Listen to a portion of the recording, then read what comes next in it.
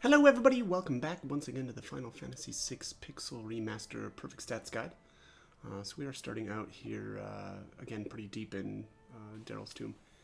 And it is time to take down Dullahan. Not too much, I would say, for strategy here. Dullahan's pretty easy. Kind of one interesting thing. Dullahan actually has a Genji glove that can't be stolen because there is no way to steal with these characters. So it's one of those kind of irrelevant but kind of interesting facts.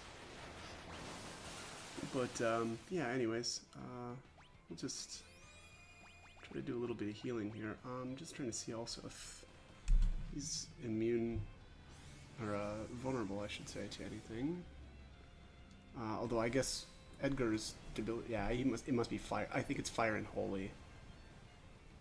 Are his vulnerabilities. We could slap something else on him as well, I guess, if we wanted to with the debilitator. You know, hang on a second. He's using holy though, which makes me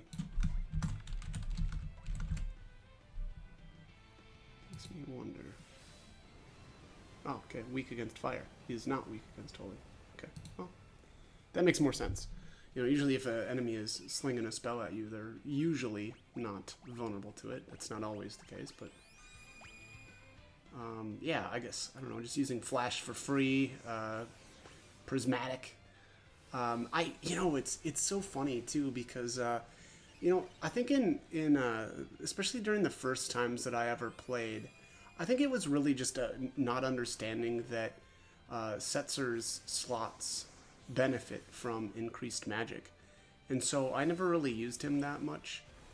And I also, honestly, I never really used his I think it's the fixed dice and Genji glove, or I guess just Master Scroll, I suppose. So yeah, I don't think I ever really utilized him very well at all. And yeah, I think the probably the first times that I did some of these low-level challenges and kind of realized that yeah, building his magic is awesome. I mean, it really is noticeable. All right, so anyway, let's head on down stairs here. So on the way down here, Setzer kind of reflects back on some of his memories of Daryl. And so the first one here, she says the next test flight will be dangerous, or did she say might be? Anyway. And then he retorts back with, what are you trying to prove by pushing your ship to its limits? It's pointless. So obviously he doesn't really, approve, and he thinks that it's, well, yeah, I mean, she's even admitting that it's dangerous for her to do that. And, I think Setzer is just like, why would you do that? What's, again, what's the point? Which, obviously seems like he cares about her. And then so Daryl says here, like, if the worst should happen, take care of the Falcon for me. And then he laughs and says, when I take it from you, it'll be because I beat you in a race, and I'm not going to let you out of my sight. So yeah, I mean, obviously, probably a little bit of lighthearted kind of flirting, but also like he genuinely cares about her.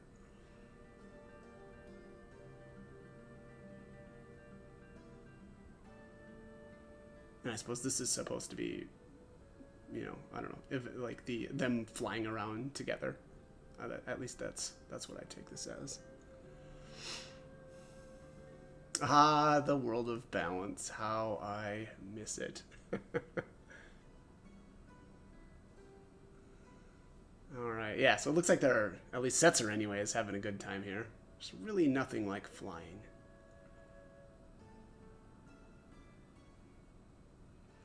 How long do you plan on hanging back there? Are you going to try to pass me?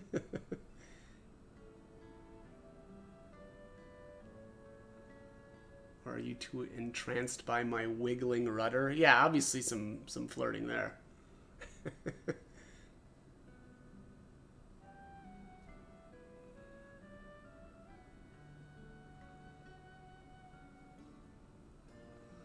All right. By the way, I like the Falcon much more than the Blackjack. I don't know if I'm pretty sure I probably brought that up in one of the earlier videos, but I really like it. The black, I don't know, the blackjack just seems lame, and the falcon does seem like it would be a lot faster. All right, it's time to get serious. Fly above the clouds and stars. Be back by sunset. I'll be waiting for you on our hill. Yeah, so this is apparently the day that she decides to test the limits. And so apparently they have a hill.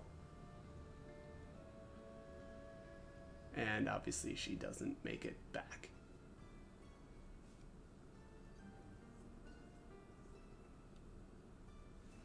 It was a year later when I found the wreck of the Falcon in a distant valley.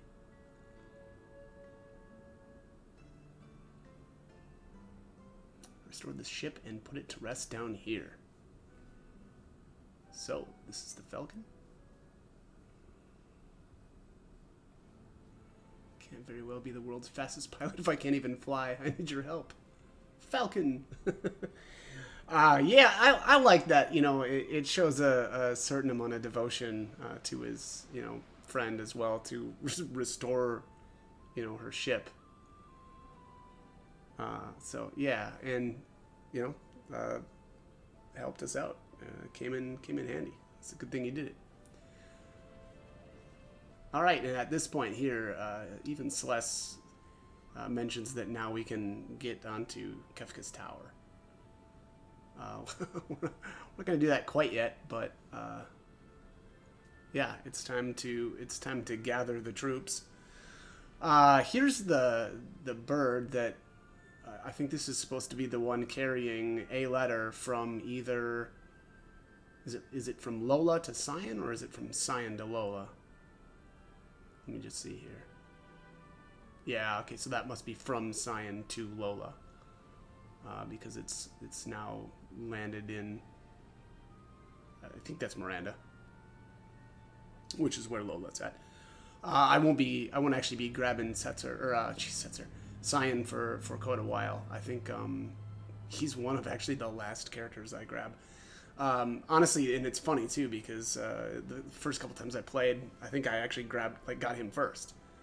But you know, times change when you know that a Moogle can run around without getting into any random encounters. So, all right. So the first stop here, we're gonna actually head on over to the island, our solitary island, and grab the Quetzali Magicid. So, and the next stop will be picking up Mog. So, all right, that is all the time I've got for this one. As always, I hope the guide was helpful and hope you join me for more videos. Thanks for watching.